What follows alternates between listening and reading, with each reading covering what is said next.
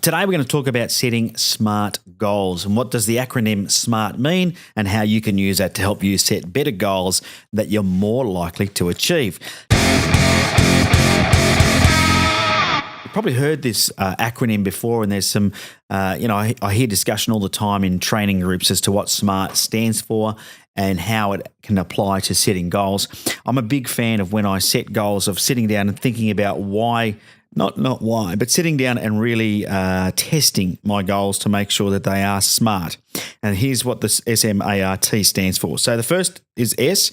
S stands for specific. So you want to be specific in your goals. Now, what that means is if you want to increase your sales, pick a number. And it can be a percentile, it can be a dollar figure. You don't want to just say, I want to increase my sales. It's like when people say, if you said, what do you want? And they said, I want more money. You could give them $1 and their goal has been achieved. What I like to say is that if you want to increase your sales, pick a percentage or a dollar amount. And that way, or your profitability, whatever it might be. You might say, I want to reduce my working hours.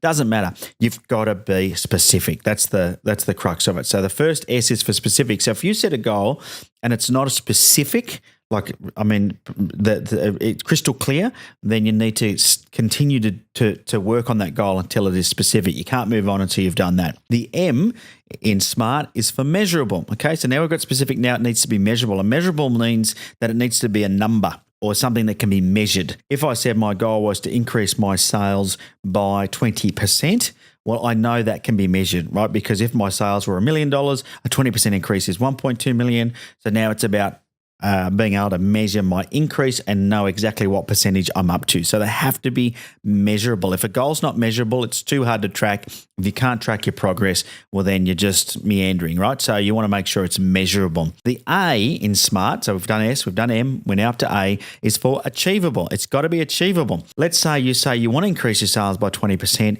but you don't have the facilities or the resources to make it happen. Well, it's not achievable. So your goal's got to be achievable. If it's not achievable, what's the point? Why would you even bother? So you've got to know that you can achieve that goal. It's no good setting a goal that is unachievable for you.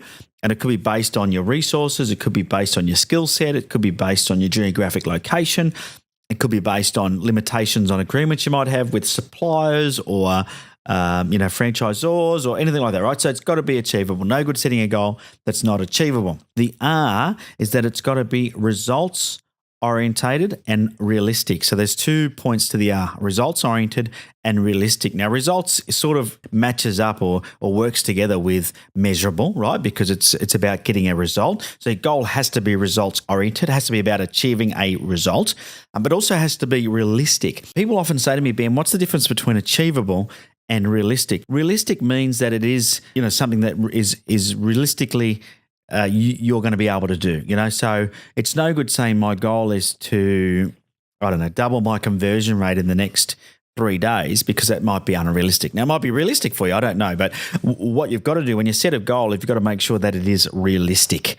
That it's something that is that's not only achievable, but it's likely or it's realistic that you could achieve it, right? So that's really important. T is for time framed.